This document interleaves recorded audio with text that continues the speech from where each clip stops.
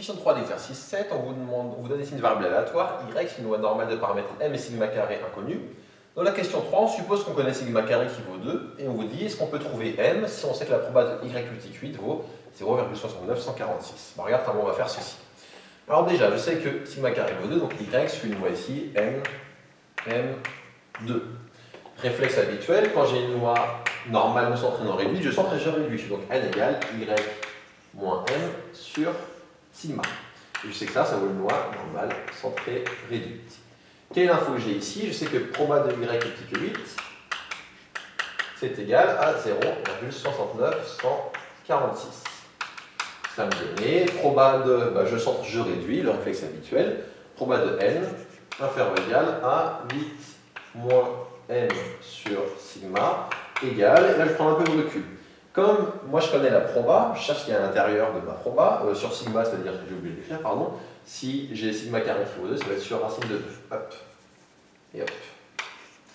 Comme ici, je cherche la proba que je cherche, je la connais, et je cherche la valeur qui correspond, je dois lire la table à l'envers. Et quand je dis ma table à l'envers, vous voyez que dans votre table, vous avez une précision de 4 chiffres après la virgule.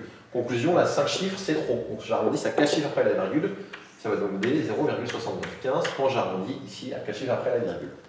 Une fois que j'ai fait ça, je fais comme d'habitude, je lis dans ma table à l'envers, je trouve que 8 moins m sur racine de 2 égale, donc on cherche dans la table, la valeur est plutôt proche de 0,6915. 0,6915, si on regarde bien, où est-ce qu'il est, voilà. Pour le coup, il tombe pile poil.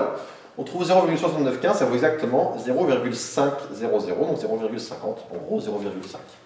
On trouve que 8 moins m sur sigma égale 0,5, et donc on trouve que, si on veut isoler ça, on trouve que m, ça vaut 0,5 fois racine de 2 moins 8, et attention, avec un moins devant, parce que là, si je veux isoler mon moins m, je fais fois racine de 2, je fais moins 8, et pour passer de moins m à m, on met le moins ici. Autrement dit, m il vaut 8 moins racine de 2 sur 2. 0,5 c'est un demi. Et voilà pour le calcul de petit m. Donc c'était un peu comme on a vu à la question précédente pour le coup. Ici, question 4, on a toujours la même variable y, sauf qu'aussi on suppose que m et sigma carré sont inconnus, et on connaît ces deux probas ici. Alors qu'est-ce qu'on va faire? On va faire comme d'habitude dans tous les cas, vraiment le réflexe, je vous l'ai dit, aussi important que respirer, ce réflexe, on centre et on réduit. Donc on pose n qui vaut y moins m sur sigma. Et on regarde ce qu'on peut dire de tout ça. Alors on centre et on réduit, on va trouver proba de n plus petit que 8 moins m sur sigma égale 0,5. Et là on va avoir proba de n supérieur ou égal à 9 moins m sur sigma égale, et tant qu'à faire, on va voir même tout à l'heure, pour lire à l'envers, moi j'ai une précision de 4 chiffres après la virgule, donc je vais arrondir à 0,0786 quand j'arrondis à 4 chiffres après la virgule. Qu'est-ce que ça va me donner? Alors la première, je peux le lire directement. Égal à 0,5, mais en fait 0,5, si vous lisez dans le tableau, 0,5 vous l'avez, ça correspond à 0, à la valeur 0. Donc je trouve ici que 8 moins m sur sigma égale 0. En dessous, là j'ai un souci, c'est que j'ai proba de n supérieur à quelque chose, et en plus là j'ai une proba qui est plus petite que 0,5.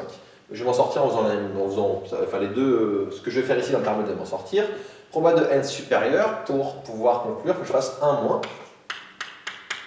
proba de n inférieur à 9 moins m sur sigma égale 0,0786.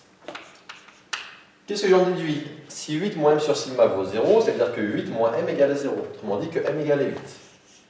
Donc là, la première ligne donne directement m égale 8. Une petite remarque, si vous passez directement de ici, proba de y multiplié 8 égale 0,5 à m égale 8, vous avez tout bon, vous avez même tout compris. Je vous l'ai dit tout à l'heure, quand on est en 0,5, c'est qu'on est au niveau de la moyenne. Donc là, clairement, je peux directement dire que ma moyenne, c'était 8, vu que c'est à cet endroit-là que ma proba de y multiplié 8 vaut 0,5.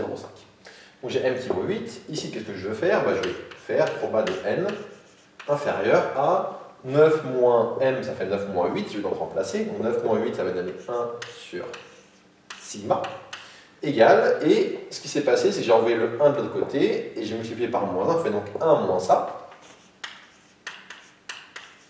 Et 1 moins 0,786, j'ai oublié un 0 quelque part, oui, j'ai oublié un 0 quelque part. 1 moins 0,0786, ça va me donner du 0,9214. Ah, pas fait de faute. Et maintenant, qu'est-ce que je fais? Je trouve que donc m est égal à 8 et que 1 sur sigma égale, là donc je vais chercher dans la table la valeur la plus proche de 0,9214. Donc la table de la loi normale elle est ici, 0,9214 on cherche ensemble. Où est-ce qu'il est? Je ne le trouve pas. Il est là. Donc on cherche la valeur la plus proche de 0,9214, ça va être ici du 0,4. Alors le plus proche des deux c'est lequel? C'est celui-ci. 0,9207, ça correspond à 1,41. Donc là on trouve ici 1,41. Autrement dit, on trouve que m est égal à 8 et que sigma égale 1 sur 1,41. Et sinon on ne veut pas sigma mais sigma carré, ça fait sigma carré égale 1 sur 1,41 au carré. On va mettre comme ça. Et tout au carré. Et ça termine ici cet exercice.